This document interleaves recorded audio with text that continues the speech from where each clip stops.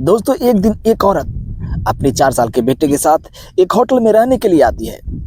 वह बहुत ही शिक्षित रहती है, अच्छी संस्कारों वाली लगती है। कुछ दिन वह होटल में रहती है। कुछ दिन रहने के बाद वह होटल से जाने लगती है। वह जब होटल छोड़ती है तो उसके साथ उसका बेटा नहीं रहता है। होटल वाले बोलते हैं कि आपके जो बच्चा था वह नहीं है। वह औरत बोलती है कि मैं उसे अपने परिवार के यहाँ छोड़कर आई हूँ। फिर वह होटल वाले से बोलती है, मुझे बेंगलोर जाना है, मुझे एक कार की व्यवस्था कर दें।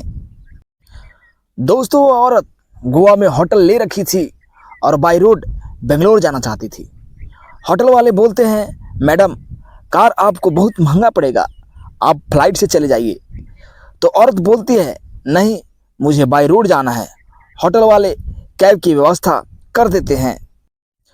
औरत के जाने के बाद होटल का हाउसकीपर जब रूम को साफ करने जाता है और रूम को खोलता है तो उसको पैर तले जमीन खिसक जाती है। दोस्तों, आखिर वह हाउसकीपर क्या देखता है, चलिए जानते हैं पूरी कहानी को। आपको आगे कहानी को सुनाने से पहले आपसे एक विनती है कि अगर आप मेरे चैनल पर नए हैं तो मेरे चैनल को सब्सक्राइब कर दीजिए, लाइक कर दीजिए और अपने दोस्तों के साथ शेयर करना मत भूलिएगा। तो चलिए दोस्तों, कहानी को शुरू करते हैं। दोस्तों, आईने के सामने की सतह जितनी साफ और चमकदार नजर आती है, उसके पीछे का हिस्सा उतना ही बदरंग, काला और खुरदरा होता है। Artificial intelligence startup Mindful AI lab की फाउंडर और सीईओ सूचना सेठ की जिंदगी भी उसी आईने की तरह थी। आगे से चमकदार और पीछे से भयावह कालिमा समेटे हुए थी।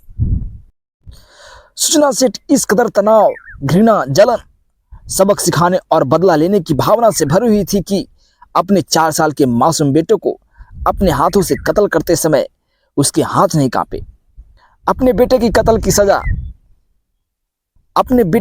की साजिश रचते हुए उसे भीतर की ममता एक बार भी नहीं झकझोरा। क्या एक उस दर्जे की पढ़ी लिखी औरत जो समाज को नेतृत्व देने की क्षमता रखती है, बदले की भावना में इतनी अंधी हो सकती है कि हत्या जैसा जघन्य कृत्य कर जाए, वह भी अपने ही बच्चे की हत्या। 39 साल की सूचना सेठ 6 जनवरी को गोवा में सोल बनियान ग्रांडे होटल में अपने 4 साल के बेटे के साथ आई थी। 8 जनवरी को जब उसने होटल से चेकआउट किया तब उसका बेटा उसके साथ नहीं था। होटल स्टाफ ने बेटे के बारे में पूछा तो सूचना सेठ ने कहा कि वह गोवा के फातोडा में एक रिश्तेदार के घर छोड़ आई है। उसने स्पेशलिस्ट से कहा कि वह उसे बेंगलुरु जाने के लिए कोई टैक्सी बुक करवा दे। होटल वाले ने कहा कि टैक्सी आपको महंगी पड़ेगी, आप फ्लाइट लेकर चली जाइए, वह सस्ती होगी। मगर सूचना सेठ ने बाई रोड जाने पर ही जोर दिया तो उसके लिए एक कैब बुक करा दी गई। सूचना अपना सामान लेकर निकली। उधर हाउसकीपिंग स्टाफ जब उसका छोड़ा गया रूम साफ करने के लिए गया तो खून के धब्बे मिले। स्टाफ इसकी सूचना होटल के मालिक को दी और मालिक ने तुरंत पुलिस को इन्फॉर्म कर दिया। पुलिस ने तुरंत उस कैब ड्राइवर को फोन लगाया और कोंकणी भाषा में बात करते हुए उससे कहा कि जिस मैडम को वह लेकर जा रहा है उसको बताए बिना वह कैब को कर्नाटक के चित्रदुर्ग पुलिस स्टेशन ले जाए। ड्राइवर ने पुलिस की इस इंस्ट्रक्शन के अनुसार गाड़ी पुलिस स्टेशन पर लाकर खड़ी कर दी, जहां सूचना सेठ को पुलिस ने गिरफ्तार कर लिया।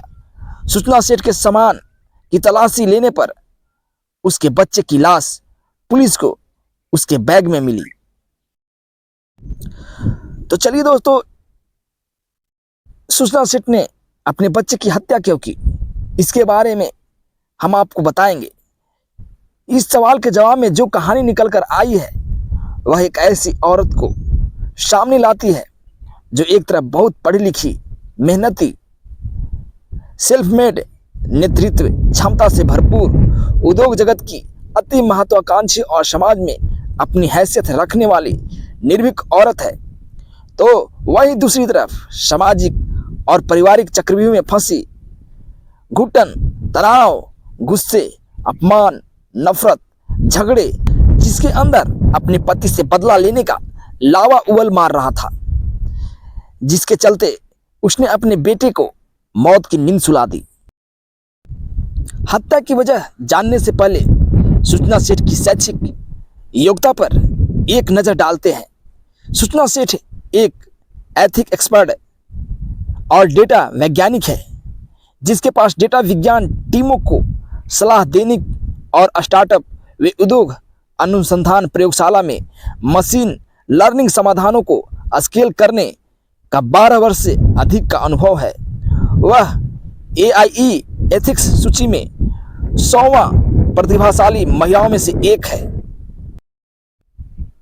वह डेटा एंड सोसाइटी में मोजिला फेलो, होवर्ड यूनिवर्सिटी के वर्कमैन क्लेन सेंटर में फेलो और रमन रिसर्च इंस्टीट्यूट में रिसर्च फेलो रही है, और उसके पास प्राकृतिक भाषा प्रसंस्करण में पेटेंट भी है। ऐसी प्रतिभाशाली लड़की की शादी वर्ष 2010 में वेंकट रमन से हुई, जो एक AI डेवलपर है।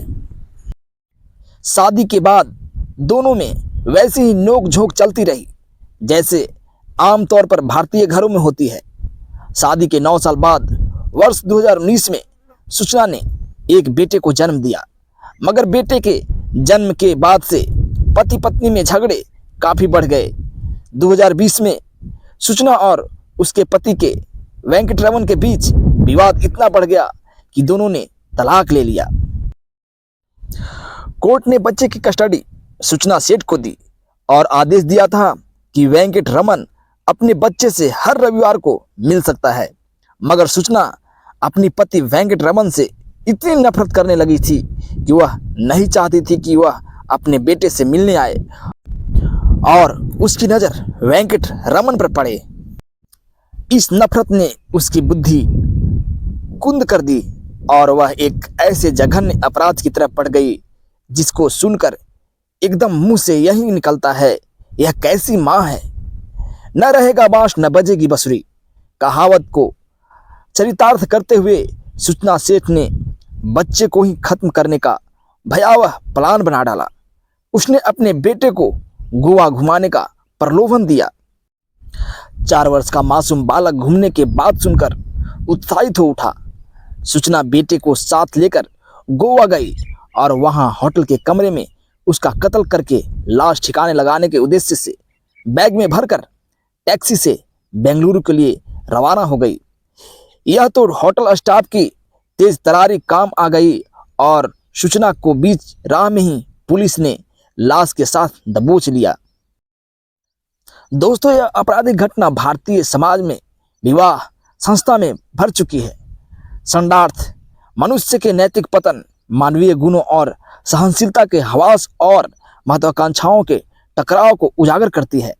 ऐसी तमाम कहानियां भारतीय समाज में बहुत तेजी से बढ़ रही है, जहां माँ बाप के बीच चल रहे झगड़े का खमियाजा उनके मासूम बच्चों को उठाना पड़ रहा है। माँ बाप की रोज रोज की लड़ाइयों का ही असर है कि उनके बच्चे उग्र स्वभाव के और आपराधिक गतिविधियों में लिप्त हो जाते हैं। घर के सदस्यों के बीच तनाव बच्चों को शराब और ड्रग्स की तरफ धकेल रहा है। तो दोस्तों, ये कहानी आपको कैसी लगी? अगर अच्छा लगा हो तो कृपया चैनल को सब्सक्राइब कर दीजिएगा, लाइक कर दीजिएगा और शेयर करना मत भूलिएगा। फिर मिलेंगे अगली कहानी में, तब तक के लिए धन्यवाद।